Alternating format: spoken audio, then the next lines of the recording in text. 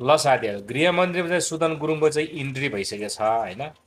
त्यही भएर यो नेपालमा जति पनि तपाईँको भ्रष्टाचारी, बलात्कारी, चोर, फटा, दलालहरू छ नि, तिनीहरूले चाहिँ तपाईँको यो मुटुको धड्कन र प्रेसर चाहिँ चेक गर्दै गरे हुन्छ।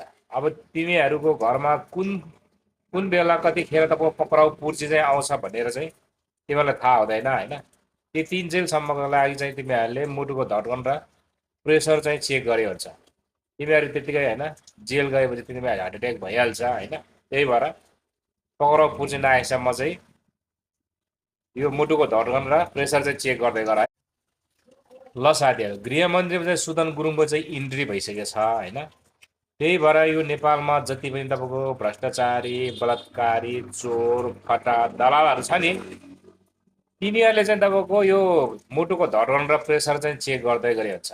अब तिमीहरूको घरमा कुन कुन बेला कतिखेर तपाईँको पक्राउ पुर्जी चाहिँ आउँछ भनेर चाहिँ तिमीहरूलाई थाहा हुँदैन होइन। त्यो 3 जेलसम्मको लागि चाहिँ तिमीहरूले मुटुको धड्कन र प्रेसर चाहिँ चेक गरे हुन्छ।